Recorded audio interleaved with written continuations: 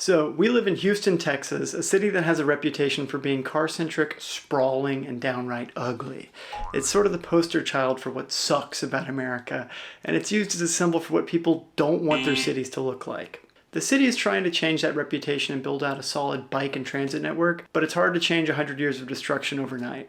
However, there's one neighborhood in Houston that's been a biking paradise since the 70s. Don't believe me? Let's take a look at Kingwood, Texas and see what it's really like, because it might offer us a model for bikeable, nature-centric neighborhoods of the future.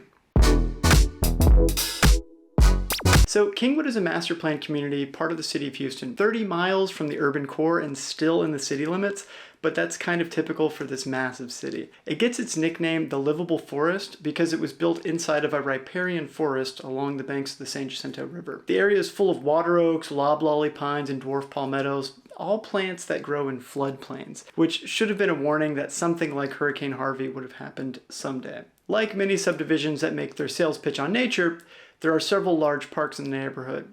But what makes Kingwood interesting are what's known as the greenbelts. These are over 75 miles of paved trails that weave in between strips of forest to connect all of the neighborhoods and commercial districts of Kingwood. You can see them here on the Houston bike plan map. There are so many trails that they're almost illegible. How are they? They're awesome! We're on them constantly, probably 3 times a day for walks, biking for fun, biking for transit. If I need to go on a beer run, I bike to the corner store using the trails. Same for the gym, same for visiting my parents, or going to the neighborhood pool. When friends are in town, we'll often go for a walk on the trails to talk instead of sitting inside. The woods along the trails, usually about 40 to 50 feet wide, have become these overgrown wild areas between houses. They provide so much shade that they're comfortable to bike on even in the middle of a Texas summer.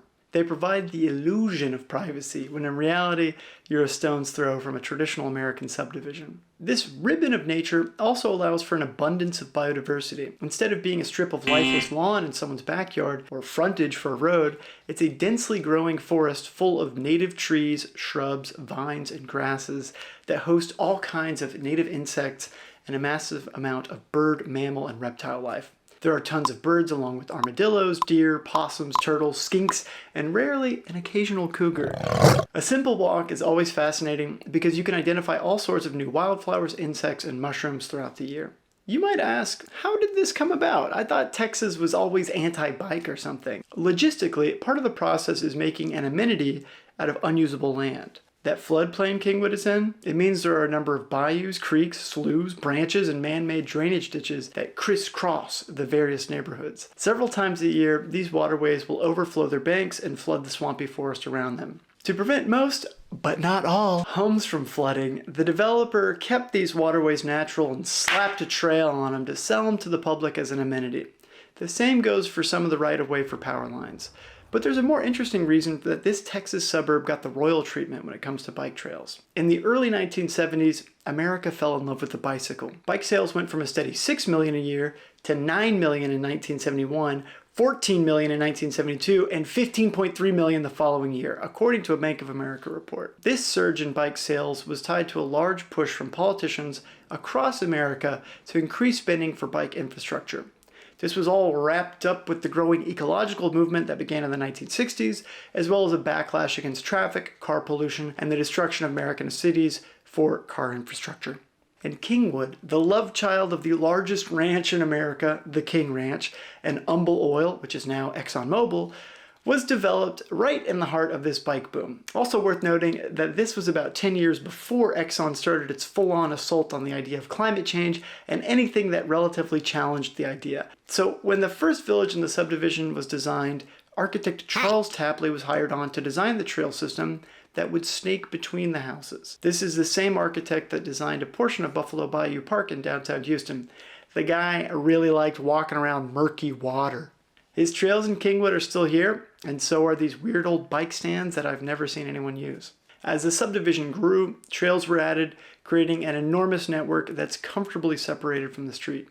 Most of the crossings of busy streets are actually grade separated by tunnels, which makes it a safe system to ride on. This creates a strong bike culture among the youth, with many children riding their bikes to elementary and middle school and spending time wandering the trails after school. There's even a bike rodeo for children every 4th of July. But this is Texas after all, so this can't be perfect. Besides the fact that nowhere else in the world would this suburb be considered a part of the metropolitan city, one of the weakest parts of this bike system is how they connect to the commercial parts of Kingwood. If you want to get to school, your friend's house, or a church, the system is smoothly connected.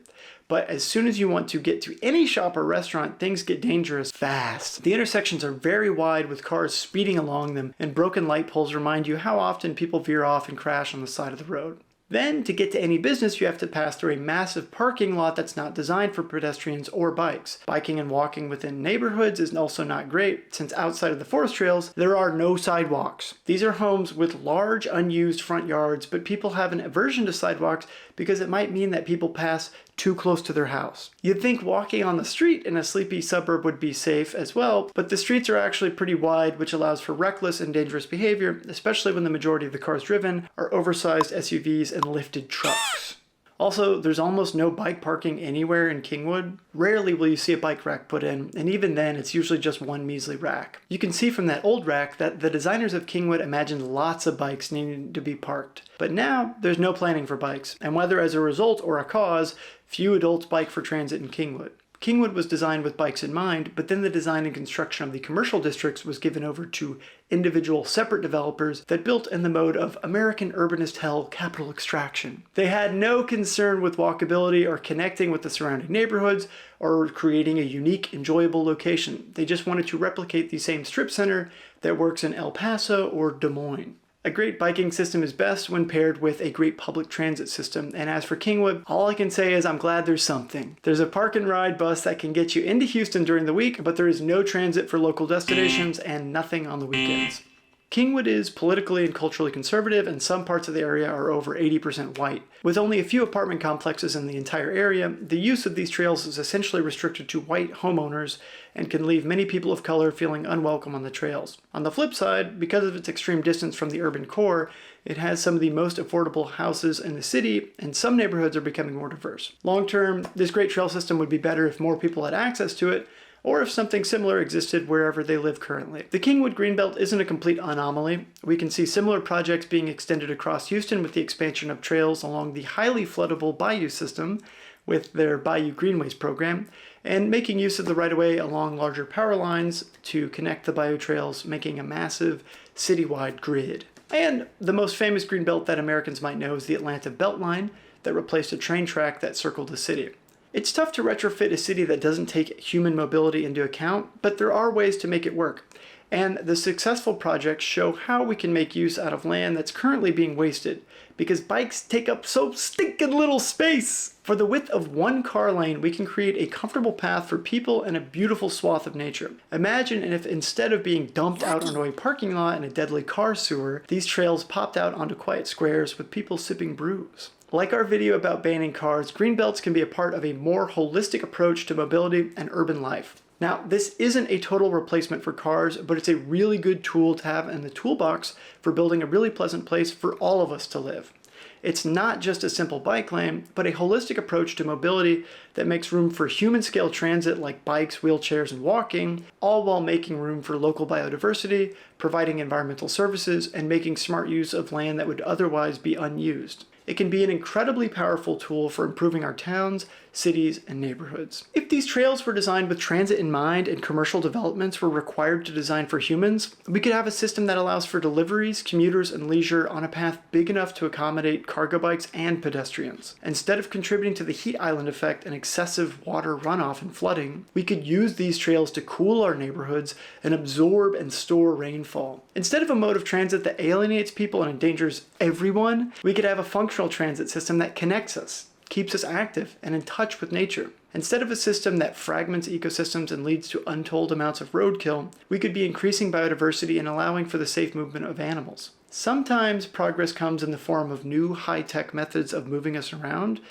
and other times progress can be as simple as a forest path. Thanks for listening. Let us know, have you ever experienced a great bike trail that's not just for recreation? How would functional greenbelts work in your part of the world? And like, subscribe, and hit the bell icon to get notifications about our next videos. Here's to a weirder, greener, and more bikeable future. Take care.